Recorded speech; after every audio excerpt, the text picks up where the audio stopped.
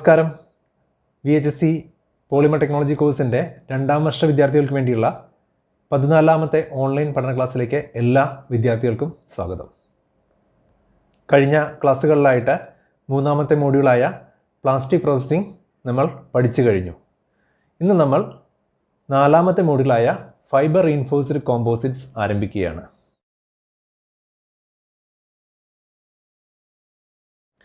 ഈ മോഡ്യൂളിൽ ആകെ 5 യൂണിറ്റുകളാണ് നമുക്ക് പഠിക്കാനുള്ളത്.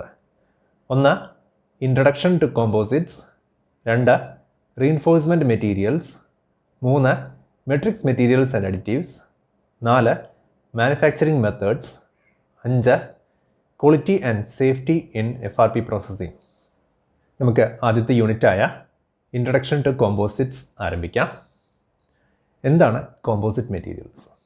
കോമ്പോസിറ്റ്സ് എന്ന് പറഞ്ഞു കഴിഞ്ഞാൽ 2 അതിലധികമോ ഡിസിമിലർ ആയിട്ടുള്ള മെറ്റീരിയൽസ് ഒരുമിച്ച് ചേർത്ത് നിർമ്മിക്കുന്നവയാണ് കോമ്പോസിറ്റ് മെറ്റീരിയൽസ് എന്ന് പറയുന്നത്.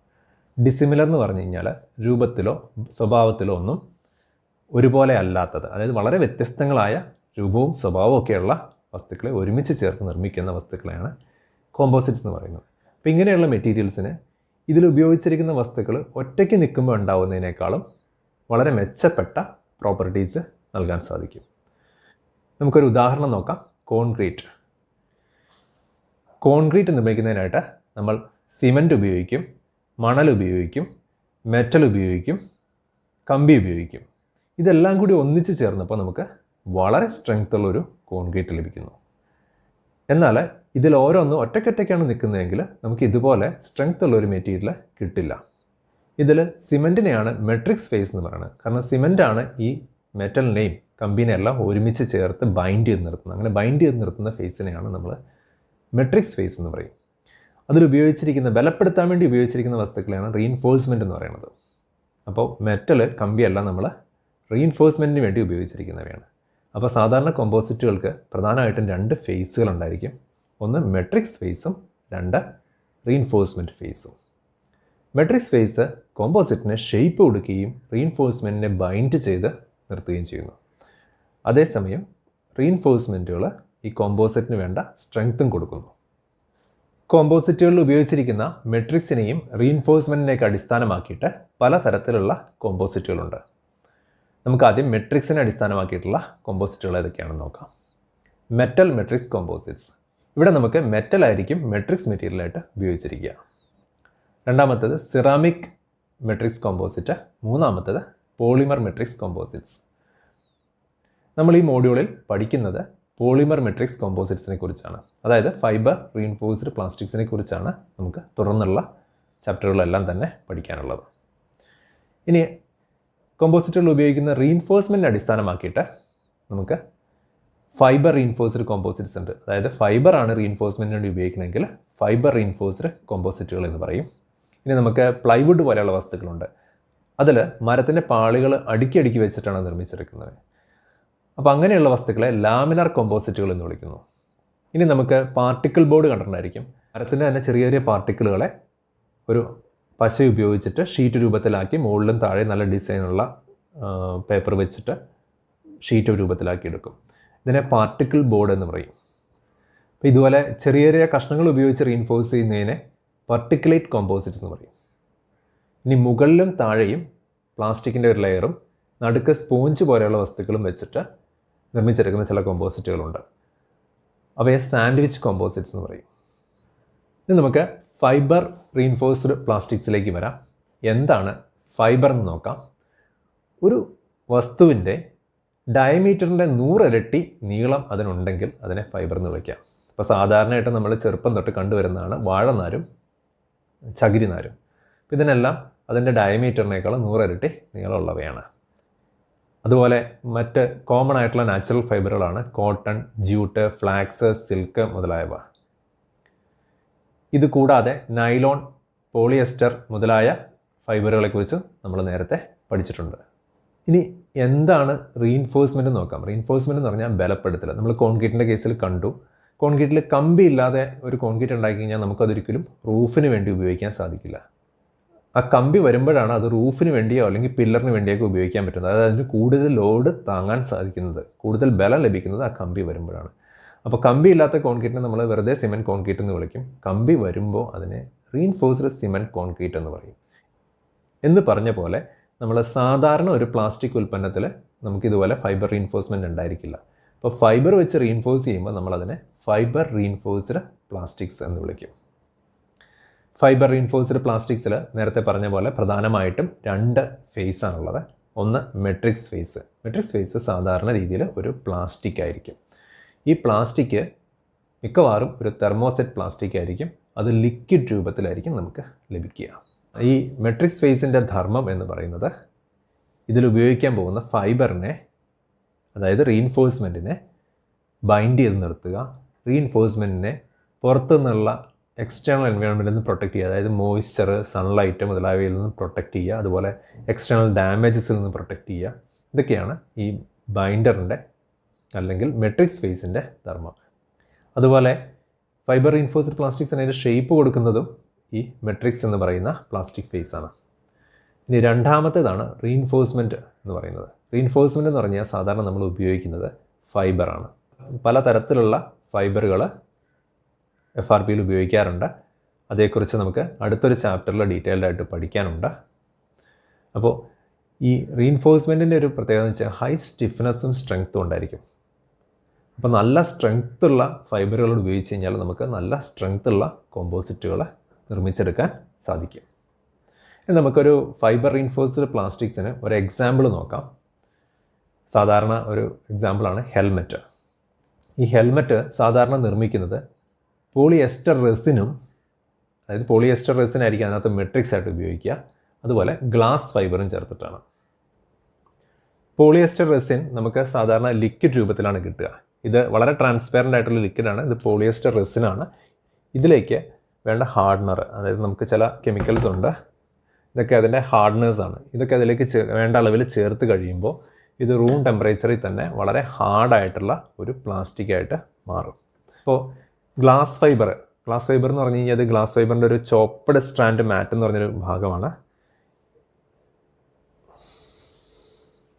നമുക്ക് ചെറുതായിട്ട് ഗ്ലാസ്, ഇത് ആക്ച്വൽ ഗ്ലാസ് തന്നെയാണ്.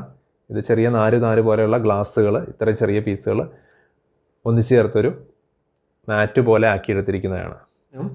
ഈ പോളിയെസ്റ്റർ റെസിനും ഗ്ലാസ് ഫൈബറും ഉപയോഗിച്ചിട്ടാണ് സാധാരണ നമ്മുടെ ഈ ഹെൽമെറ്റ് നിർമ്മിക്കുന്നത്.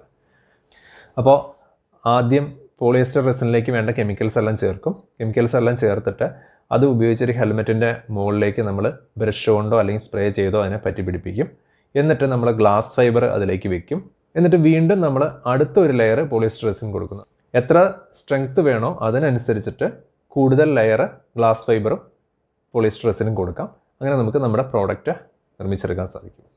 ഇനി നമുക്ക് കോമ്പോസിറ്റുകളുടെ അഡ്വാൻറ്റേജസ് എന്തൊക്കെയാണെന്ന് നോക്കാം. ഒന്ന്, high strength to weight ratio. നമുക്ക് പലപ്പോഴും നല്ല സ്ട്രെങ്ത് ഉള്ള ഫൈബറും നല്ല റെസിനുകളൊക്കെ ഉപയോഗിച്ച് കഴിഞ്ഞാൽ ഈവൻ സ്റ്റീലിനേക്കാളും സ്ട്രെങ്ത് ഉള്ള പ്രോഡക്റ്റുകൾ നമുക്ക് FRP ഉപയോഗിച്ച് നിർമ്മിക്കാൻ സാധിക്കും. പക്ഷേ സ്റ്റീലിനെ അപേക്ഷിച്ച് നോക്കിക്കഴിഞ്ഞാൽ വളരെ ഡെൻസിറ്റി കുറവുള്ളതും വളരെ വെയിറ്റ് കുറവുള്ളതായിരിക്കും നമ്മളുടെ ഈ പ്രോഡക്റ്റുകൾ. High strength to weight ratio ഉള്ളതുകൊണ്ട് എയർക്രാഫ്റ്റുകളിൽ, സ്പേസ് ക്രാഫ്റ്റുകളിൽ, മറൈൻ ആപ്ലിക്കേഷൻസിൽ, ഓട്ടോമൊബൈൽസിലെല്ലാം തന്നെ വെയിറ്റ് റിഡക്ഷന് വേണ്ടിയിട്ട് ഒരുപാട് FRP കമ്പോണൻസ് ഉപയോഗിക്കാറുണ്ട്. ഇനി മറ്റൊന്നാണ് high resistance to fatigue and corrosion.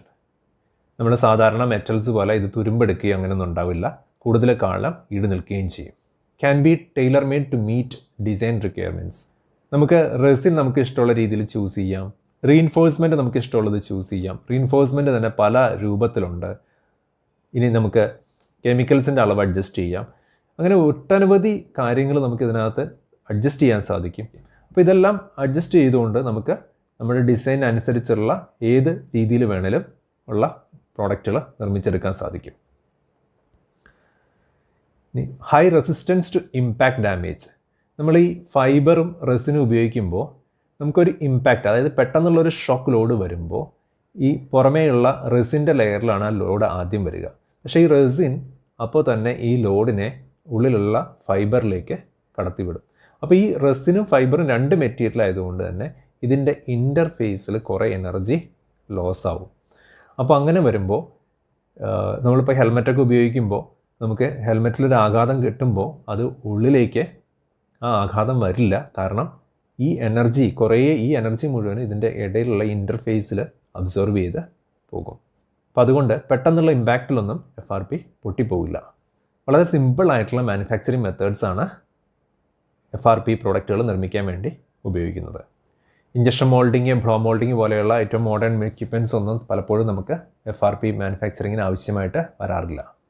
Close tolerances can be achieved without machining. നല്ല ഡയമെൻഷണൽ ആക്യുറസി ഉള്ള മെറ്റീരിയൽസ് നമുക്ക് FRP ഉപയോഗിച്ചിട്ട് ഉണ്ടാക്കിയെടുക്കാൻ സാധിക്കും. ഇനി ഇതിൻ്റെ ഡിസഡ്വാൻറ്റേജസ് എന്തൊക്കെയാണെന്ന് നോക്കാം. ഒന്ന്, composites are brittle than metals. തീർച്ചയായിട്ടും മെറ്റൽസിനേക്കാളും ബ്രിട്ടിലായിരിക്കും, പെട്ടെന്ന് പൊട്ടിപ്പോകുന്നവ തന്നെയായിരിക്കും FRP. Reuse and disposal may be difficult. നമ്മൾ FRPയിൽ അധികം ഉപയോഗിക്കുന്ന തെർമോസെറ്റ് പ്ലാസ്റ്റിക്കുകളാണ്. ഒരിക്കൽ സെറ്റ് ആയി കഴിഞ്ഞാൽ വീണ്ടും അതിനെ ഉരുക്കാൻ സാധിക്കില്ല. അപ്പോൾ അതുകൊണ്ട് തന്നെ FRP കമ്പോണൻസ് റീയൂസ് ചെയ്യാനോ അല്ലെങ്കിൽ ഡിസ്പോസ് ചെയ്യാനോ ഒക്കെ ഡിഫിക്കൽട്ടായിരിക്കും. Directional dependence of properties. നമ്മൾ ഫൈബർ ഉപയോഗിക്കുമ്പോൾ ഫൈബർ ഏത് ഡയറക്ഷനിലാണോ ഫൈബർ വെച്ചിരിക്കുന്നത് ആ ഡയറക്ഷനിൽ അതിന് സ്ട്രെങ്ത്ത് കൂടുതലായിരിക്കും, മറ്റേ ഡയറക്ഷനിൽ സ്ട്രെങ്ത്ത് കുറവായിരിക്കും. അപ്പോൾ അങ്ങനെ ഡയറക്ഷണൽ ഡിപ്പെൻഡൻസ് ഓഫ് പ്രോപ്പർട്ടീസ് FRPക്ക് കാണാം. ഇനി matrix is subjected to environmental degradation. Matrix കുറേ കാലം കഴിയുമ്പോൾ തീർച്ചയായിട്ടും എൻവയോൺമെൻറ്റൽ ഡീഗ്രഡേഷൻ വന്ന് വീക്കായി വരാൻ സാധ്യതയുണ്ട്. ഇത്രയാണ് കോമ്പോസിറ്റുകളുടെ അഡ്വാൻറ്റേജസും ഡിസഡ്വാൻറ്റേജസും. ഇനി നമുക്ക് കോമ്പോസിറ്റുകളുടെ ആപ്ലിക്കേഷൻസ് നോക്കാം. നമ്മുടെ കൺമുന്നിൽ കണ്ടിട്ടുള്ള കുറേ ആപ്ലിക്കേഷൻസ് ഞാൻ ആദ്യം പറയാം. ഒന്ന്, ബയോഗ്യാസ് പ്ലാന്റ്. ഒരു പച്ച കളറിലുള്ള ബയോഗ്യാസ് പ്ലാന്റ് പല സ്ഥലത്തും നിങ്ങൾ കണ്ടിട്ടുണ്ടായിരിക്കും. ഈ ബയോഗ്യാസ് പ്ലാന്റുകൾ സാധാരണ ഉണ്ടാക്കുന്നത് പോളിയസ്റ്റർ റെസിനും ഗ്ലാസ് ഫൈബർ ഉപയോഗിച്ചിട്ടാണ് നിർമ്മിച്ചെടുക്കുന്നത്. അപ്പോൾ അതുപോലെയുള്ള ഫിഷ് ടാങ്കുകൾ ഇപ്പോൾ FRPയിൽ നിർമ്മിക്കുന്നുണ്ട്. നമ്മൾ വീട് പണിയുമ്പോൾ വാതിൽ, ജനൽ മുതലായവയൊക്കെ ഇപ്പോൾ FRPയിൽ വരുന്നുണ്ട്. വളരെയധികം ലോങ് ലൈഫുള്ള പ്രോഡക്റ്റുകളാണ്. FRPയിലുള്ള ഡോറുകൾ വളരെ സ്ട്രോങ് ആയിരിക്കും, വളരെ കാലം ഈട് നിൽക്കുന്നവയായിരിക്കും. അതുപോലെ നിങ്ങൾ ഒരു വാട്ടർ തീം പാർക്കിലൊക്കെ പോവുകയാണെങ്കിൽ അവിടെയുള്ള മിക്കവാറും റൈഡുകളൊക്കെ തന്നെ ഗ്ലാസ് ഫൈബറും പോളിയസ്റ്റർ റെസിനും ഉപയോഗിച്ച് നിർമ്മിച്ചിട്ടുള്ള ഇതിലൂടെയാണ് നമ്മൾ തെന്നി പോകുന്നതല്ല. പിന്നെ നമ്മൾ പലപ്പോഴും ഈ പാർക്കിലൊക്കെ വെച്ചിട്ടുള്ള ഡസ്റ്റ് ബിന്നുകൾ കണ്ടിട്ടുണ്ടായിരിക്കും. ഇപ്പോൾ മുയലിൻ്റെ ഷേപ്പിലുള്ള ഡസ്റ്റ് ബിന്നുകളൊക്കെ നിങ്ങൾ കണ്ടിട്ടുണ്ടായിരിക്കും. അപ്പോൾ അതുപോലെയുള്ള പ്രോഡക്റ്റുകൾ നമ്മൾ FRPയിൽ നിർമ്മിച്ചെടുക്കും. അതുപോലെ ബസ്സിൻ്റെ ബമ്പറുകൾ, ബസ് പോലെയുള്ള വലിയ വണ്ടികളുടെയൊക്കെ ഫ്രണ്ടിലും ബാക്കിലും ഒക്കെയുള്ള ബമ്പറുകൾ സാധാരണ FRPയിലാണ് നിർമ്മിച്ചെടുക്കാറ്. അപ്പോൾ ഇത്രയൊക്കെ ആയിരിക്കും നമ്മൾ കോമൺ ആയിട്ട് നിങ്ങൾ നേരിട്ട് കണ്ടിട്ടുള്ള വസ്തുക്കൾ. ഇനി മറ്റുള്ള ആപ്ലിക്കേഷൻസ് നമുക്ക് നോക്കാം. ഒന്ന്, aerospace. High strength to weight ratio ഉള്ളതുകൊണ്ട് എയർക്രാഫ്റ്റ്, സ്പേസ് ക്രാഫ്റ്റിലൊക്കെ ഒരുപാട് ഘടകങ്ങൾ, അതിൻ്റെ ബോഡിയുടെ ഭാഗങ്ങൾ, ചിറക്, വാല്, ഉള്ളിലുള്ള ഷെൽഫുകൾ അല്ലെങ്കിൽ ബോഡി പാർട്സ്, ചെയറുകൾ, അങ്ങനെയുള്ള ഒരുപാട് ഘടകങ്ങൾ FRP ഉപയോഗിച്ച് നിർമ്മിക്കുന്നുണ്ട്. അപ്പോൾ അതുപോലെ തന്നെ ട്രെയിനിൻ്റെ പാർട്സ്, അതുപോലെ മറൈൻ വെസൽസിൻ്റെ ഭാഗങ്ങൾ, ചെറിയ ചെറിയ ബോട്ടുകൾ, ചെറുന്ന് പറഞ്ഞൊരു മീഡിയം സൈസ് ബോട്ട് വരെ അങ്ങനെ തന്നെ നമുക്ക് FRP ഉപയോഗിച്ച് നിർമ്മിക്കാം. കെമിക്കൽ പ്ലാന്റുകൾ, ഇലക്ട്രിക്കൽ ആൻഡ് ഇലക്ട്രോണിക് ഡിവൈസുകൾ, മെക്കാനിക്കൽ ഡിവൈസുകൾ, biomedical appliances, prosthetic and orthotic ഡിവൈസുകൾ. നമുക്ക് കാലോ കൈയൊക്കെ മുറിഞ്ഞു പോയിട്ടുള്ളവർക്ക് വേണ്ടിയിട്ട് ആർട്ടിഫിഷ്യലായിട്ടുള്ള ഭാഗങ്ങൾ ഉണ്ടാക്കിയൊക്കെ എടുക്കുന്നത് പലപ്പോഴും FRP ഉപയോഗിച്ചിട്ടായിരിക്കും. കാരണം ലൈറ്റ് വെയിറ്റ് കിട്ടണം, അതുപോലെ തന്നെ ദീർഘകാലം ഈട് നിൽക്കുന്നതായിരിക്കണം, നല്ല സ്ട്രെങ്ത് ഉണ്ടായിരിക്കണം, ഈസി ആയിട്ട് നിർമ്മിക്കാനും സാധിക്കണം. അപ്പോൾ ഇതെല്ലാം കൂടി ഒത്തുചേരുന്നതായതുകൊണ്ട് നമ്മൾ പലപ്പോഴും ഈ ഇത്തരം മെഡിക്കൽ പ്രോഡക്റ്റുകൾ FRPയിൽ നിർമ്മിച്ചെടുക്കാറുണ്ട്. അതുപോലെ സ്പോർട്സ് ഗുഡ്സ്, ടെന്നീസിൻ്റെ റാക്കറ്റ്, ഷട്ടിൽ ബാഡ്മിൻ്റൺ റാക്കറ്റ്, അങ്ങനെയുള്ള ഒരുപാട് സ്പോർട്സ് ഗുഡ്സ് നമ്മൾ FRPയിൽ നിർമ്മിക്കാറുണ്ട്. ഇത്രയൊക്കെയാണ് നമ്മുടെ FRPയുടെ ആപ്ലിക്കേഷൻസ്. ഇനി നമുക്ക് ഇന്ത്യൻ കോമ്പോസിറ്റ് ഇൻഡസ്ട്രിയുടെ ഒരു ചിത്രം നോക്കാം. ഇന്ത്യയിൽ ആദ്യത്തെ കോമ്പോസിറ്റ് ഇൻഡസ്ട്രി സ്റ്റാർട്ട് ചെയ്ത് 1962 കോയമ്പത്തൂരാണ് സ്റ്റാർട്ട് ചെയ്തത്. 64 നമ്മൾ ഹെൽമെറ്റിൻ്റെ പ്രൊഡക്ഷൻ സ്റ്റാർട്ട് ചെയ്തു. 65 കെമിക്കൽ പ്ലാന്റുകൾ FRPയിൽ നിർമ്മിച്ചു തുടങ്ങി. 67 ആയപ്പോഴത്തേക്കും മറൈൻ ആപ്ലിക്കേഷൻസിലേക്ക് നമ്മൾ FRP ഉപയോഗിക്കാൻ തുടങ്ങി. ഇനി 69 VSSCയിലും വിക്രം സാരാഭായ് സ്പേസ് സെൻറ്ററിലും NALലും കോമ്പോസിറ്റുകളെ കുറിച്ച് പഠിക്കുന്നതിന് വേണ്ടിയിട്ട് റിസർച്ച് വിങ്ങുകൾ തുടങ്ങി. ഇനി 74 IIT മദ്രാസിൽ കോമ്പോസിറ്റ് ടെക്നോളജി സെൻറ്റർ എന്ന് പറഞ്ഞൊരു സെൻറ്റർ തുടങ്ങി. ഇനി 2001 എത്തിയപ്പോഴത്തേക്കും ഇന്ത്യയിലെ ഒരു വർഷത്തെ കോമ്പോസിറ്റ് ഉൽപ്പന്നങ്ങളുടെ ഉൽപ്പാദനം എന്ന് പറഞ്ഞു കഴിഞ്ഞാൽ 55,000 ടണ്ണോളം എത്തി. ഞാൻ കുറച്ച് ക്വസ്റ്റ്യൻസ് തരാം. ഒന്ന്, identify the components of an FRP helmet. 2. Discuss the advantages and disadvantages of FRP. 3. List the applications of fibre reinforced plastics. 4. Classify the composites based on matrix. 5. Classify composites based on reinforcement. അപ്പോൾ ഇത്രയാണ് introduction to composites എന്ന് പറഞ്ഞാൽ first യൂണിറ്റിലുള്ളത്. അടുത്ത ക്ലാസ്സിൽ നമുക്ക് പുതിയൊരു unit start ചെയ്യാം. അതുവരേക്കും എല്ലാവർക്കും നന്ദി, നമസ്കാരം.